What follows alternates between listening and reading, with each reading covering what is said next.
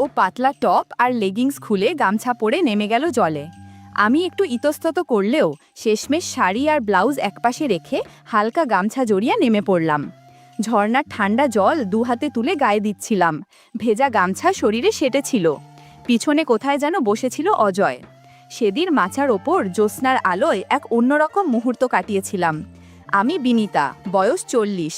3 বছর আগে স্বামী হঠাৎই চলে গেলেন হার্ট অ্যাটাকে। সেই থেকে আমি আর আমার ছোট বোন শ্রেয়া একসাথে থাকি শহরের ছোট্ট ফ্ল্যাটে। আমি বিধবা, ও এখনও সিঙ্গেল।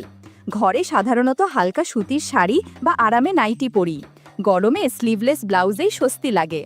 আমার গড়ন এখনও বেশ ঠিকঠাক। আয়নায় মাঝে মাঝে নিজেকেই অবাক লাগে। শ্রেয়া মাত্র 22, মজার মেয়ে, সারাদিন ভিডিও আর মিম নিয়েই ব্যস্ত। পোশাকেও বেশ আধুনিক। ওর কথাতেই ঠিক হলো একটু ঘুরতে যাওয়া দরকার।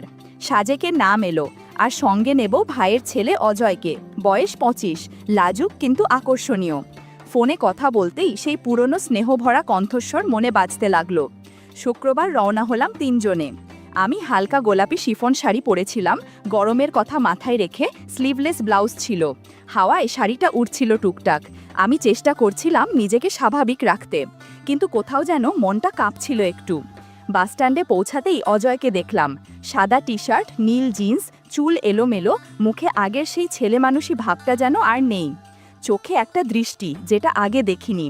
আমি হেসে বললাম, চিনলি না বুঝি? ও একটু থেমে হেসে বলল, চিনেছি, তবে ভাবিনি তুমি এভাবে আসবে। আমি মৃদু হেসে কিছু বললাম না। ব্যাগটা হাতে নিয়ে বলল, চলো, বাস এসে যাচ্ছে। বাসে আমরা 3 জন পাশাপাশি সিট পেলাম। শ্রেয়া হেসে বলল, আমি জানালার ধারে বসবো না, তোমরা বসো।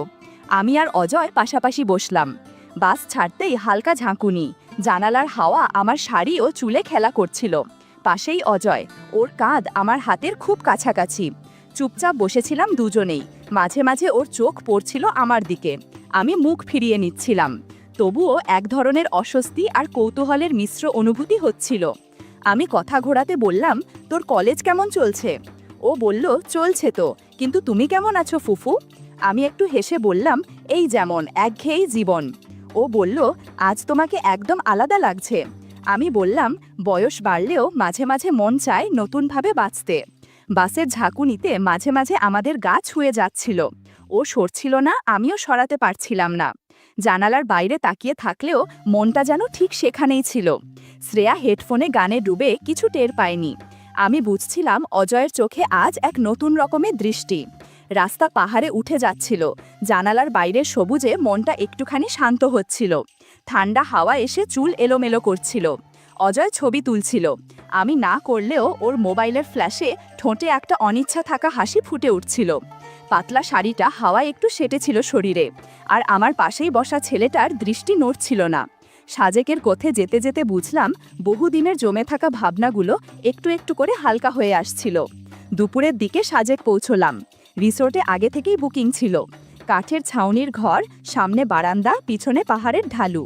রুমে ঢুকতেই শ্রেয়া হেসে বলল, আমি আলাবা ঘুমাবো, জানালার ধারে থাকবো, তোমরা খাটে থাকো। আমি কিছু বললাম না, শুধু মুচকি হেসে নিলাম। রুমটা বেশ বড়, পাশে চা কফির ছোট আয়োজন। আমরা জামাকাপড় বদলে নিলাম। আমি হালকা রঙের নরম একটা নাইটি পরেছিলাম, তার উপর একটা শাল নিয়েছিলাম, যদিও বারান্দায় বসে গরমে সেটা খুলে রেখেছিলাম। বিকেলের আলোয় চারপাশে মেঘ আর রোদের খেলা। আমি চায়ের কাপ হাতে বারান্দায় বসে, পাশে চুপচাপ বসে অজয়। ওর চোখ কোথায় যেন থমকেছিল, আমি বুঝতে পারছিলাম, কিন্তু কিছু বলছিলাম না। মাঝে মাঝে হেসে তাকাচ্ছিলাম ওর দিকে, যেন কিছুই বুঝিনি। ভিতরে ভিতরে এক অজানা অনুভব হচ্ছিল, অনেক বছর পর কারো চোখে এমন চাহনি। পূর্ণিমার আলো ছড়িয়ে পড়ছিল বারান্দায়। মেঘের ফাঁক দিয়ে আসা চালের আলোয় আমার পোশাকে হালকা রেখা তৈরি হচ্ছিল। পাশে বসা অজয়ের নিঃশ্বাস গায়ে লাগছিল, কিন্তু কেউ কিছু বলছিল না। শ্রেয়া তখন হেডফোন কানে দিয়ে নিজের দুনিয়ায়। আমি জানতাম সেদিন কিছু না ঘটলেও এক ধরনের নীরব টান শুরু হয়েছিল, যা একটা ঘুমহীন রাতের দিকে ইঙ্গিত দিচ্ছিল। পরদিন সকালে ঘুম ভেঙে দেখলাম সাজেকের হাওয়া আরও ঠান্ডা। জানালার বাইরে কুয়াশা আর রোদের লুকোচুরি।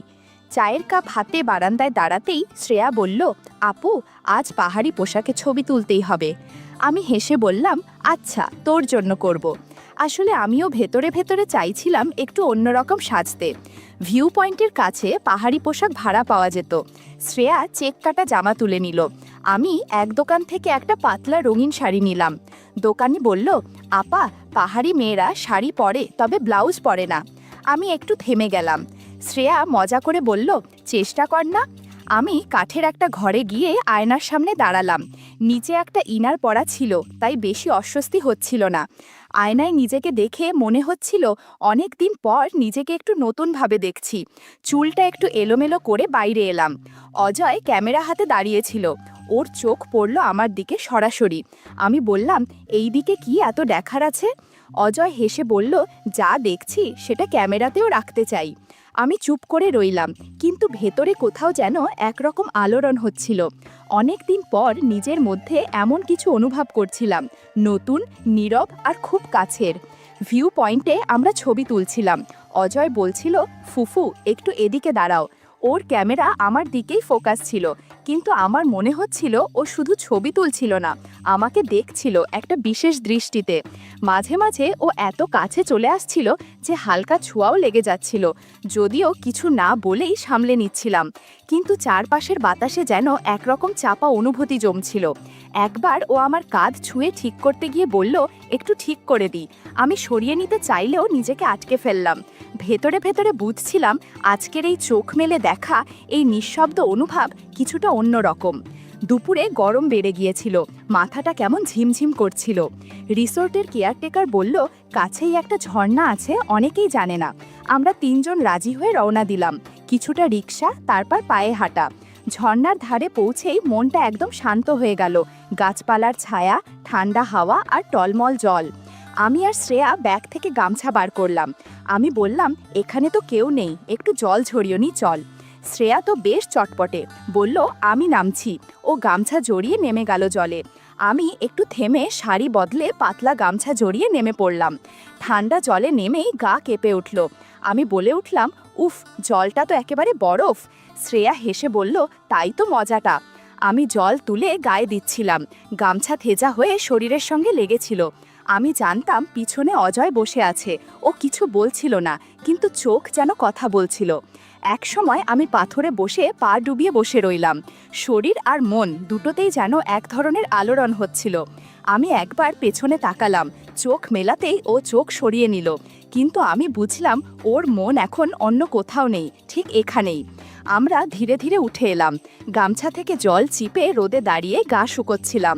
ঠান্ডা জলের পর শরীরে একরকম উষ্ণতা ঘিরে ধরছিল, আর মনে হচ্ছিল আজকের দিনটা নিঃশব্দেই অনেক কিছু বলে গেল। স্নান শেষে আমি না তাকিয়ে বললাম, চল এবার রিসোর্টে যাওয়া যাক, অনেকক্ষণ হয়ে গেছে। অজয় চুপচাপ মাথা নেড়ে উঠল, কিন্তু ওর চোখে একটা আলাদা আলো ছিল। সেটা কৌতূহল না কিছু ইঙ্গিত বুঝতে পারছিলাম না। ফিরে এসে সবার শরীর ক্লান্ত, কিন্তু মন যেন হালকা উত্তেজনায় ভরা। জামা কাপড় চেঞ্জ করে নিলাম। আমি পরে নিলাম মেরুন রঙের হালকা সিল্কের নাইটি। উপর দিয়ে একটা পাতলা শাল ছিল ঠিকই, কিন্তু গরমে সেটা একপাশে রেখেই ছিলাম। শ্রেয়া বলল, ব্যাম্বু চিকেন না খেলে সাজে কাসার মানেই হয় না।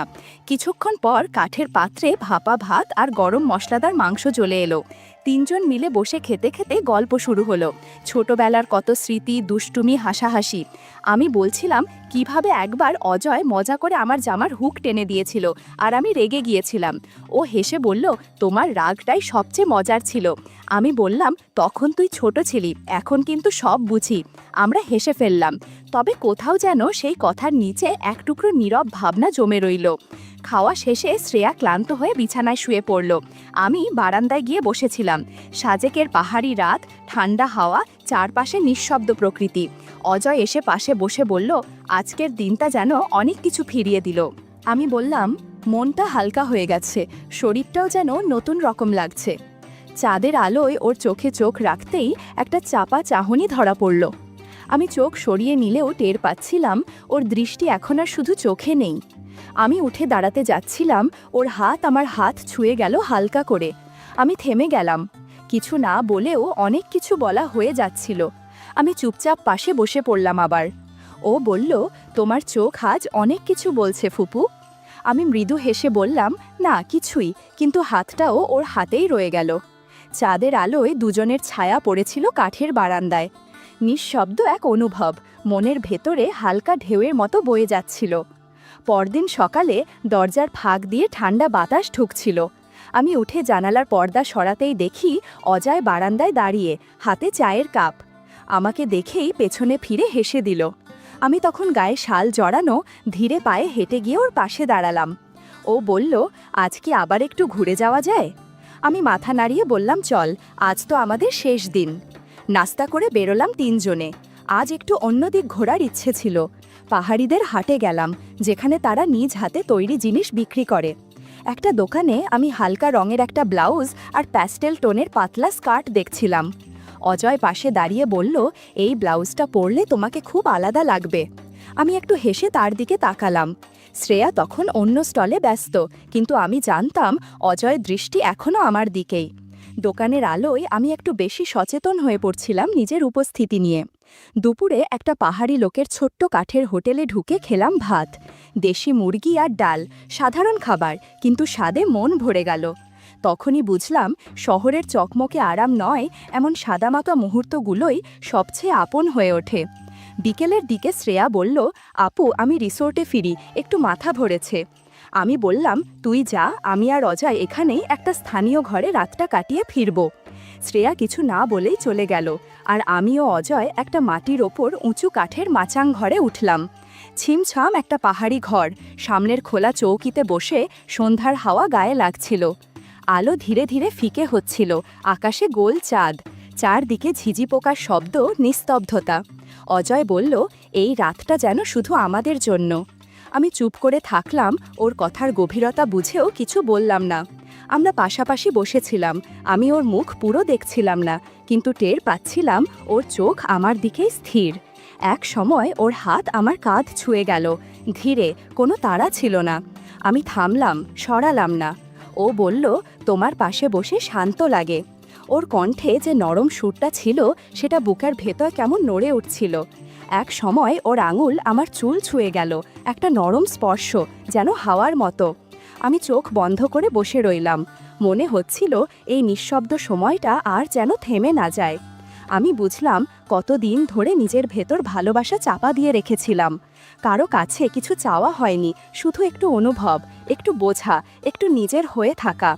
সেই পাহাড়ি রাত, চাঁদের আলো, নিস্তব্ধ প্রকৃতি সব মিলে একটা মুহূর্ত তৈরি করেছিল, যেখানে শব্দের দরকার ছিল না, অনুভবই সব কথা বলছিল। ফিরে এসে ফ্ল্যাটে ঢুকতেই চারপাশটা যেন আগের মতোই, কিন্তু মনটা বদলে গেছে। শ্রেয়া বারবার আমার চোখের দিকে তাকাচ্ছিল, যেন কিছু বোঝার চেষ্টা করছে। আমি বুঝতে পারছিলাম ও টের পেয়েছে কিছু, কিন্তু কি সেটা হয়তো ধরা যাচ্ছে না। অজয় ফোন করছিল বারবার, আমি কখনো ধরছিলাম, কখনো এড়িয়ে যাচ্ছিলাম। মনে দ্বিধা, একদিকে টান, অন্যদিকে ভয়। কিন্তু একদিন আয়নার সামনে দাঁড়িয়ে নিজের চোখে তাকিয়ে আমি অনুভব করলাম চোখে অন্যরকম আলো। নিজেকে নিঃশব্দে বললাম, যেটা ছিল না আমার, সেটা হয়তো একবার নিজের মতো করে ছুঁয়ে দেখেছি। আর এখন আমি শুধু একজন বিধবা নই, আমি নতুন করে নিজের ভেতরকে চিনেছি। আমি বদলে গিয়েছি, আমার জীবনও।